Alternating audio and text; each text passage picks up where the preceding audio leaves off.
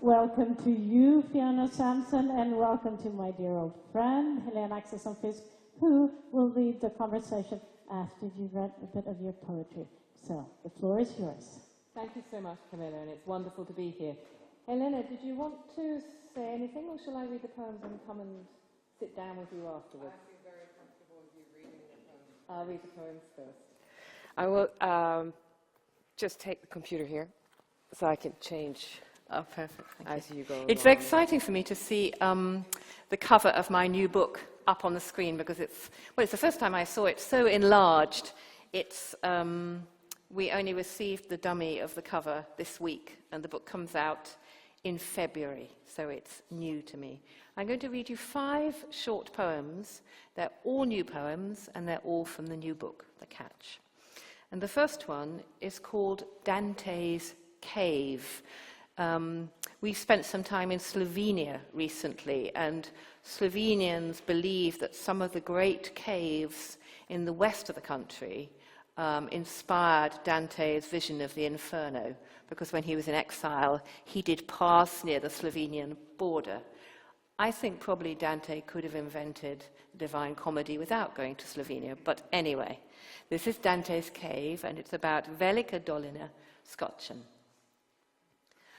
Finally, I came to the end of the world, to a limestone cliff falling in pale steps, and far below a pool, somehow out of myth, proving that there was nothing but the rock to hold me up, to raise me into that clear air where crows were looping, where the eye of God was gold and inattentive. Then I saw the end is air and falling. It is clean and lovely. It is blue. But the next poem I'm going to read is just set in the lane where we live, and it's called Travellers, or sometimes Aliens. Travellers. It was called Aliens, but then a Romanian colleague mistranslated it as Martians. It is not a poem about Martians, so aliens. One after another, they reveal themselves, stepping solemnly into the light. Creatures great and small, all of them strangers, all of them naked as the white moths that skitter round them. Only half surfacing from the deep dream place where they live and from where they greet you. Emissaries who arrive out of dark hedges gradually, like sight clearing, or all at once, who stand and wait to address your bright path, knowing themselves seen in the headlights, but not by whom, staring through you as if starstruck, and you too in that car, your hands dark on the wheel, your dark eyes wide. Haven't you arrived once again at astonishment, at the brink of dream?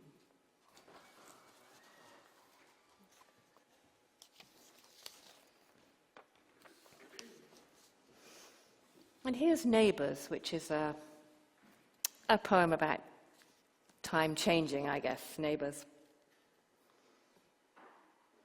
Sound arrives in waves, but the voices of my neighbours at the paddock gate arrive clear and baffled by grass, as they've sounded all my life, singular and clear, voices in the great room of outdoors, voices that will guide me when I'm old, as when, in early memory, they arrived while I was lost among the gold and green, in a garden with snapdragons and with pansies, lion faces, black and gold. These were new, as I was new. I know that one of the things Helena and I are going to talk about is culture and cultural translation. And recently I collaborated with a Romanian poet on a radio piece about our two villages. We didn't really get to go to her village, so I had to write about ethnographic material instead. And this is bear dancing. Bear like the animal, not like taking your clothes off. Bear dancing. What is bear, and what is the dancing man inside the bear skin? What sweat and what stink of tallow hang between the man and the old skin he wears, inside which the man dies as bear is reborn? Why does man put on bear? Why raise him again from darkness, raise doubt out of the dark? And who dances whom when, like a hand dipped in a wound, the fear is danced over and over?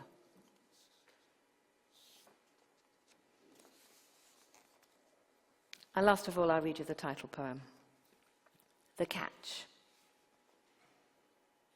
You want, but something holds you back. Voices in the undergrowth, the cold shift of a shadow. Something walks beside you, something that was always there. A shadow, is it, like your skin? And you remember when you were a child how each night shadows met across the grass. Each night they met to swallow time. The light put out in each grass stalk, the story broken that you'd told yourself as you lay in the brief brightness between the trees.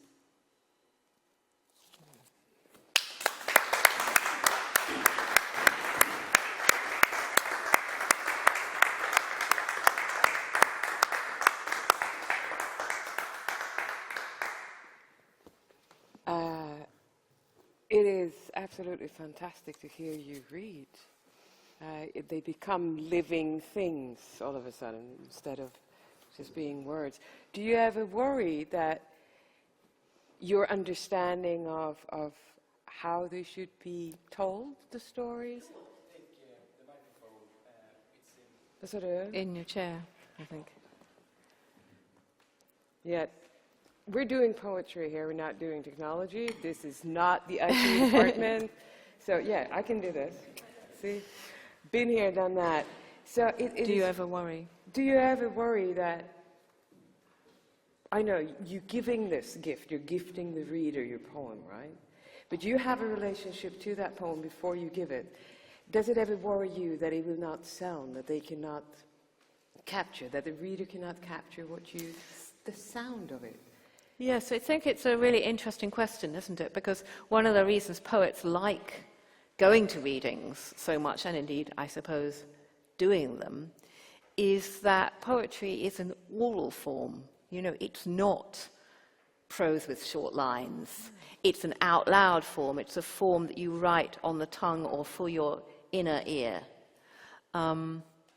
And of course it's the case, if you think about a famous poem, I don't know, an anthology poem, a poem by, let's say, Shakespeare, you know from your own experience that every child in the classroom will recite it differently. Mm-hmm.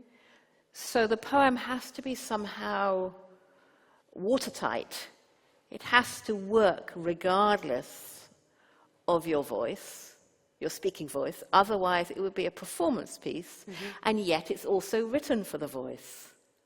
So I think you just have to accept that your own speech rhythms colour a poem, but you also have to be prepared to hand over the poem and let other people colour it differently. And I guess that you hope that you've shown them a little bit about the sound by the way you arrange it on the page. It's like a musical score. Yes.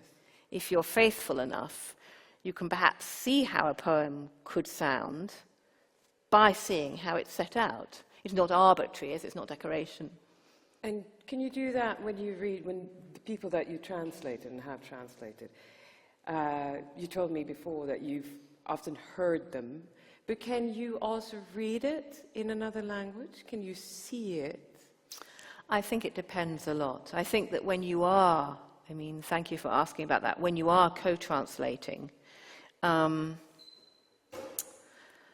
think that the whole process of co-translation, which is when you are not necessarily a linguist yourself, but you are a poet who, for example, who loves somebody else's work and you want to bring it into your language, so you have a very detailed dialogue, a long conversation on email or Skype or telephone, and on the documents too.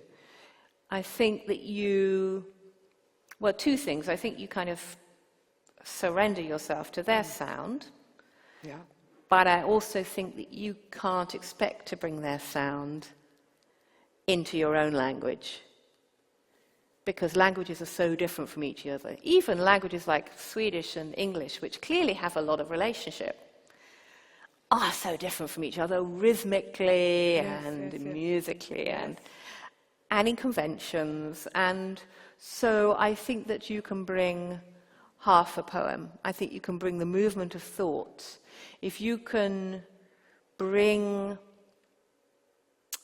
what is missing from the sound to the reader in a new language, then you've done all that you can do. And then maybe they should always be sold with a CD of the poet reading. Yes. As some publishers are beginning to do. I noticed that we have a publisher in Britain called Blood Axe, Viking name, who are very interested in international writing, and they increasingly have a CD in the back of the book with the poet reading, sometimes even the poet filmed. And I think that's great. In your own magazine, the one that you edit now, Poem, you work with international artists, audiences all the time. Do you include that kind of, podcast? Yes, we're trying to. Unfortunately, we can't afford to press CDs for every issue. I'd love to. We can't even afford to be parallel text, which I think is also very important, because, of course, it's twice the number of pages. And, the people who could read each language, because every issue has a lot of languages in it, would be so few. But it's frustrating, because in an ideal world, that would be best practice. But we have a website where we interview poets and get them to read, and. And the website is? I think you have to do a Google search for it, I'm afraid. It's very new. It's very new, and it's a page on the publisher's site, and the publishers are Taylor and Francis. And the magazine, I can do this, because this is old-fashioned technology. The magazine looks like this. Yes. You are a professor, you're acting towards students, you're teaching, you're still doing your life mission, passing this on to a new generation. What is, if you would single out the most important lesson that you try to bestow on them, what would it be, especially with regards to poetry? I have this phrase, radical attention. I think that listening isn't passive, it's quite active. I think that you have to, I think it applies to translation. I think it applies to close reading of poems. I think it applies to close reading of your own poems. And I think it also applies to the world around you. I think that it's not enough to let some impressions come to you. You have to go out to meet them and discipline yourself and be aware when, for example, a received idea or one of your own obsessions is getting in the way, and try and listen past it. I'll give you an example. I know that you work with Arabic literature, and I can't read Arabic, but there are some poets whom I read in translation, whose work I love, and a very obvious one is the late Mahmoud Darwish. Yeah. I think he's just a wonderful, wonderful poet. And it's very interesting for me reading him both in translation by a very established American poet, Caroline Forche, and reading him in translation by a less established but very good Palestinian-American poet, Fadi Yuda, because Fadi leaves much more of a rough texture, something that is made much less palatable for an Anglophone audience. So it's a question about cultural translation. Yes. But I have friends who, among British poets, who would, for example, make a pastiche of this kind of poetry. They would see the tropes, the style, and they can't see past that to see how amazing it is, how amazing the work it's doing is. And I think that radical attention is always pushing past your own prejudices. How do you work with the strangeness in culture when you translate? I mean, do you try to incorporate, or do you try to hide? Do you try to bring it closer to the reader, or do you try to make the reader closer to the strangeness? I don't have a party line on it, oddly. I mean, I've spent so many years doing it, and I increasingly, I think it's a matter of craft, and it's, as we say in England, case by case. I think that it's all too easy to think, I'll help this along. And of course you're not. You're taking out whatever was characteristic. Because, I mean, I think it's become easier, because I think although Anglophone audiences are famously very bad at reading literature in translation, we are now so cosmopolitan, so multicultural, particularly in the cities like London. We are so polyglot that different versions of English, as well as different versions of language in general, have become very close indeed. They've really become part of our daily life. And so there's less of a sense that if you don't speak an exquisite, educated English, you're stupid. There's more of an acceptance of different musics even within English, leave alone different musics in different languages. And so I think the temptation to sort out something has gone away a bit. But I think a problem that remains is that very often people are interested in something as merely a symptom of another culture. Yes. And they don't have the courage to listen and think, this is a really great poem. This is frankly mediocre. Nothing's happening in it.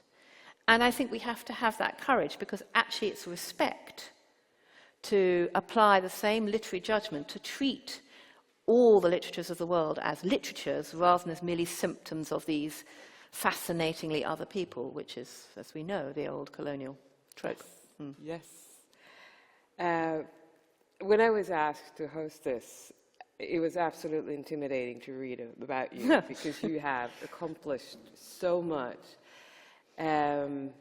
You're a poet, of course, more than 20 books, I believe. Translator, you're interested in medicine, you're also a violinist. Anybody who's here and have not heard about Fiona Sampson, it is incredible. You can pack so much into one life. And yet, we were talking this morning, and I have to ask this question because I do. How does the fact that you are a woman affect that accomplishment, and how has it impacted on how you are received and perceived in England and elsewhere, of course? I think it's a difficult question, because I think that conditions are probably rather different in Sweden from how they are in England.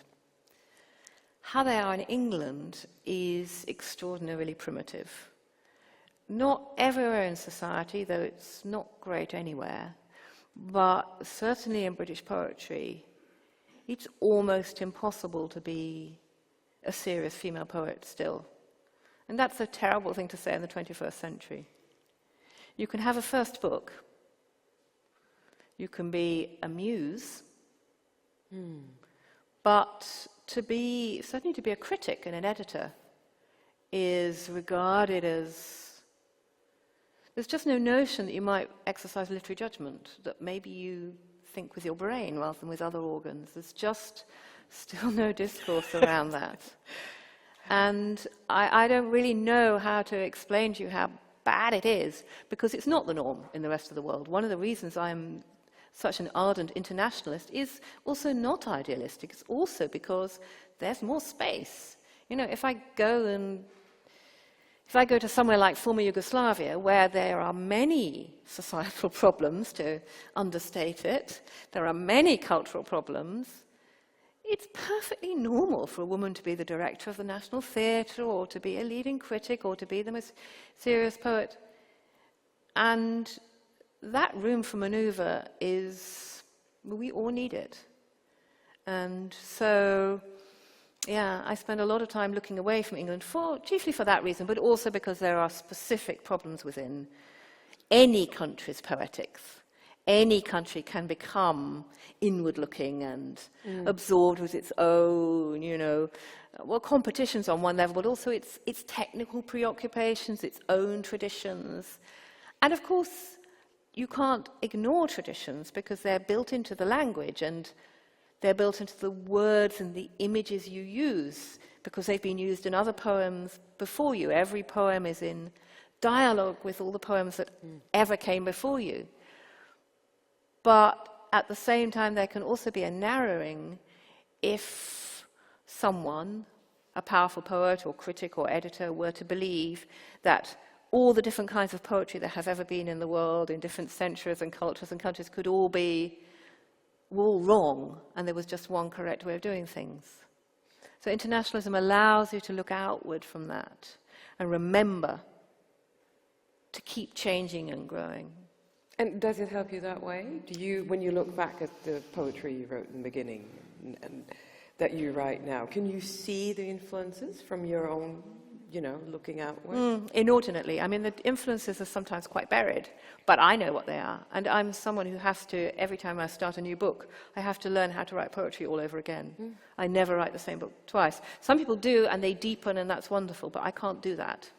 I have to find a new way in each time. Raymond Carver, the great American poet and short story writer, when he knew he was dying, he wrote a book of poetry called A New Path to the Waterfall. Lovely title. And for me, every book has to be a new path to the waterfall. Otherwise, I'm just going through the motions. I'm just doing something that I've learnt works. You're changing your style every book you write. I'm changing my thinking. Having said that, I quite like what I'm doing at the moment, so I might stay the same for a book or two. Oh, you would be allowed to. You write somewhere, you're talking about the poetry scene in England, and you write that it's very robust, very varied. And, it is. And I was surprised because I always thought that, by now poetry would be, on its deathbed. And everybody's too busy being very, very fast, that nobody has the time to slow down. When you read right now, it requires attention and time. It does, yeah. And I was surprised to read that, no, in England at least, this is not what's happening.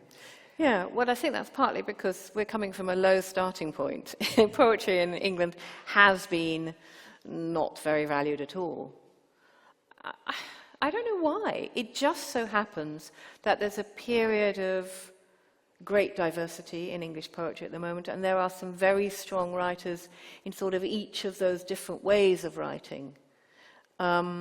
Maybe it's good that we haven't got, a nobilizable at the moment, because it leaves... A nobilizable. It's not. I'm afraid it's not my term. Or maybe, in fact, we have, but because it's England, it's sort of not noticed. But there is no one, particularly, I'm sorry to say it now, Heaney has passed away, who was not only a wonderful poet, but also a wonderful man, and so was a bit of a kind of roof. There isn't one presiding figure, and that's really good, because it allows a lot of excellences, instead of people forcing themselves into one way. And the case in the Balkan states and Eastern Europe, because I know that's where your heart lies as well. What can you tell us about their poetry scene, especially before and after the war? Because I know that you've read up on that. Well, interestingly, I don't think their poetics have changed very much in the last 40 years. That's really interesting and striking. I mean, there are movements that come and go, so beat poetry has finally arrived and it's very big in, for example, Slovenia and Croatia. There's a kind of, since the 80s generation in Romania, the Jeans generation as they were called, are very interested in what they call postmodernism, which in their fiction is quite arid, but in their verse is much more like magical realism. Yeah. So, and a lot of, sort of in Serbia and Macedonia, they talk about magical realism. They talk about postmodernism, but we would see it as magical realism. You know, they're influenced by Borges and Bolaño, people like this. That's their prose. Their poetry, as I say, hasn't changed so much. It's very archetypal, free verse usually. A lot louder in register than English verse. You know, English verse has all these qualifications. You know, we are a language of register and nuance, and there isn't so much of that, I would say. There's not so much of that actually in any language which is unified, and is not so much a language of synonym and register.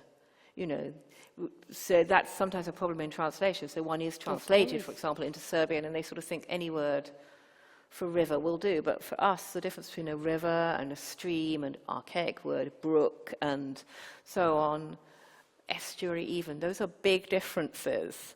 So, yeah, so I think, yeah, that's a very brief portrait of some of what's going on in the Balkans. And do you think that will change? Do you think this is representative of their literary culture? I don't think it'll change while they're not all in the EU, because I think some of those cultures are very, very isolated now. The more, you know, Europe that's in the club grows, the Europe that's outside the club is vulnerable to extremism, nationalism, insularity.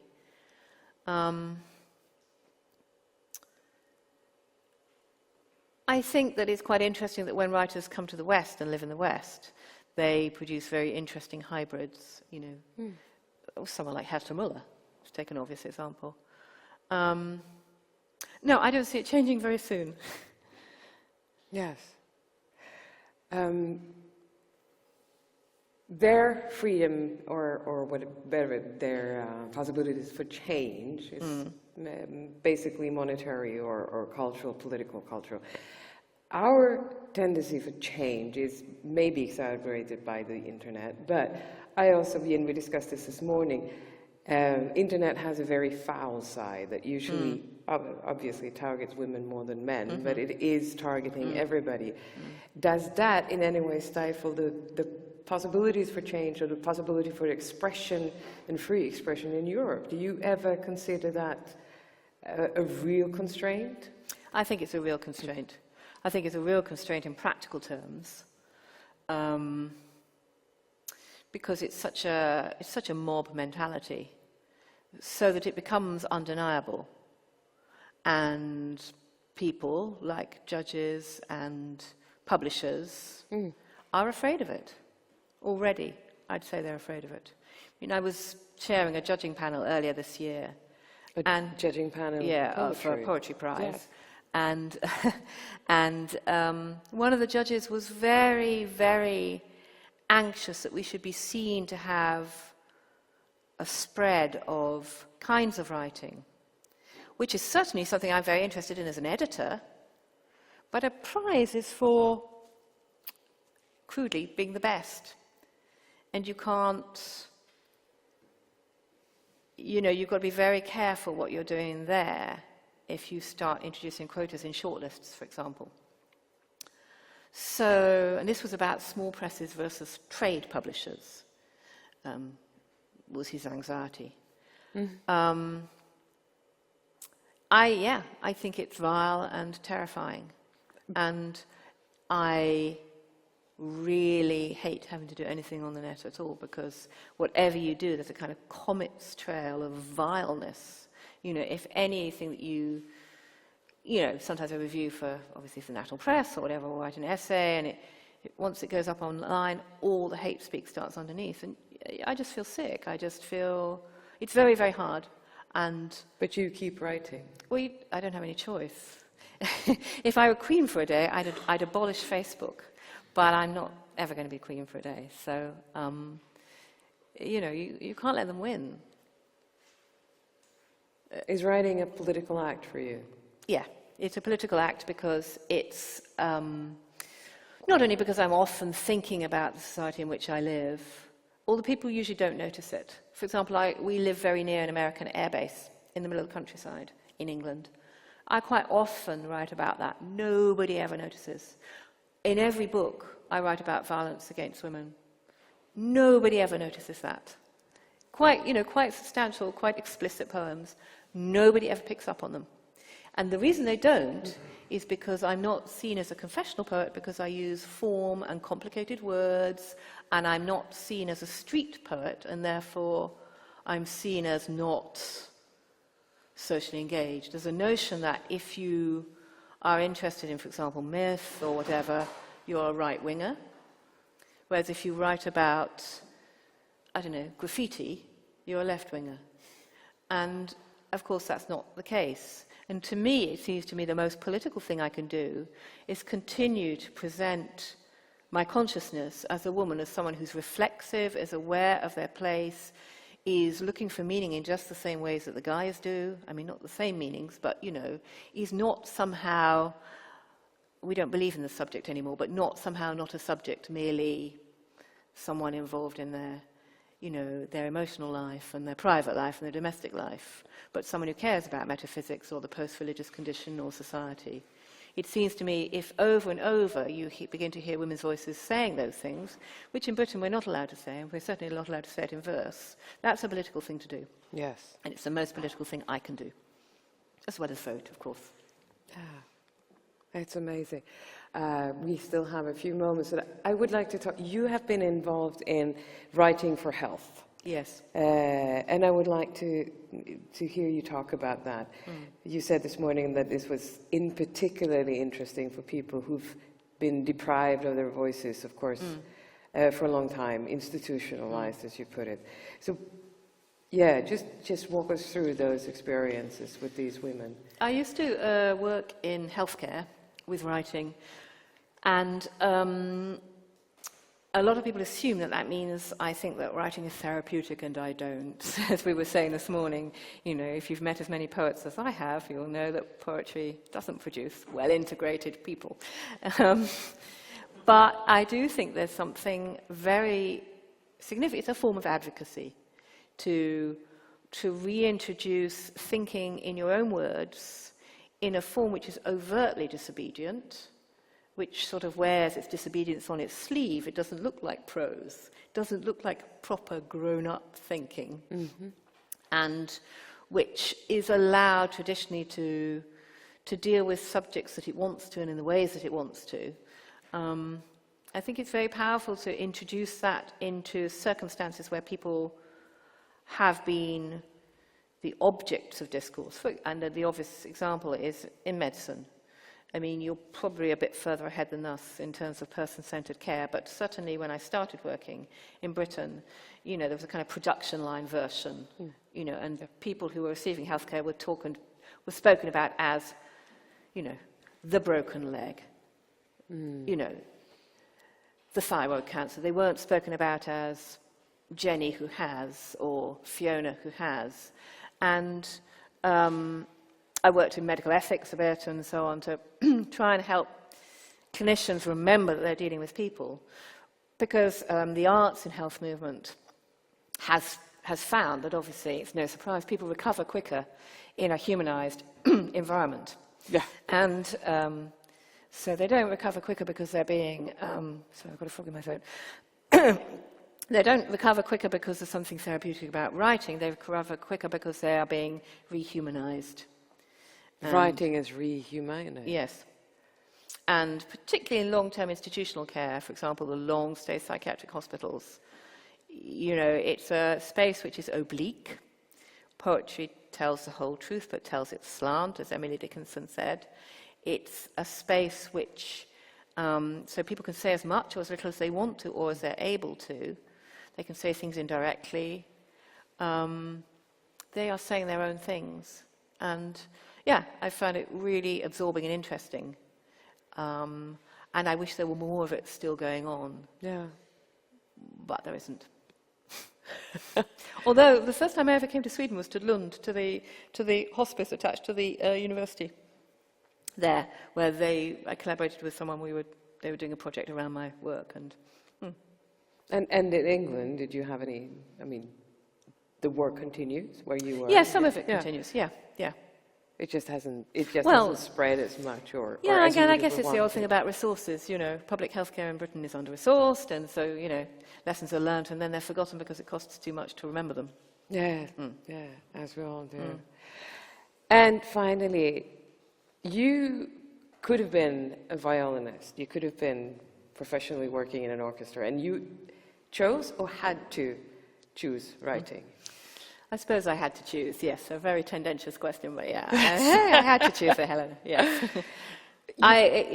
In practical terms, it was the wrong choice, but in terms of being myself, it was the right choice. And do you still play? No, not at all. So you could just put that away, that whole side of you, when you couldn't do that with writing. It turns out, no. No. Yes. Yes. We have time for a few questions, if the audience would care. Please ask a question, because it's horrible sitting here when nobody does. Yes, please. I just have a comment. It was interesting to read your poems, because sometimes they didn't coincide with the text. It's just interesting, you know, myself being a writer, to see, looking at your workshop, one line was moved to another stanza.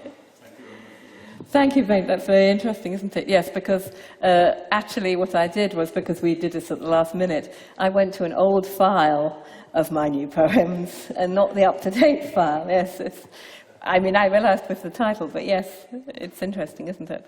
I love that myself. I love seeing, you know, poets, their last changes. And Yeah, because there are always so many options, right? yes, yes. Please. You were talking about your style changing in practical, and you're pleased with your current style. What's different is current style? I think that my current style is technical. You know, the poems are all one sentence, and there are a regular number of stresses per line. But I think that means that the technique is buried, and somehow that's allowed me the freedom to feel that I can say anything I want to. And the whole process of writing has just become different. That might be that I'm in a fool's paradise. But I just feel I have a different relationship with my poems. It used to be very hard work to produce them. And now it's more changing a few words at the end, for good and ill, yeah. Do you feel that you're only as good as your last book, only as good as your last game, that you always have to, you know? Yes, and I think there's something else too, of course, which is my new book is about happiness, and I've never written about happiness before. Yeah. And so, of course, it requires a different language and, yeah, a different worldview. You know, they say happiness writes white. I don't actually think so. I think when you're miserable, you're less productive, but and everything is harder. But, yeah. Yeah. All right, everybody, thank you so much for coming here. Thank you, And Fiona, Helen. Thank it's you very been much. absolutely fantastic. I'm so impressed with you. Thank you so much. Can I unplug this? Oops, I'm all... Thank you. There's a flower for you here, and a notebook for your new poems. Thank you so much for being... Wasn't it nice?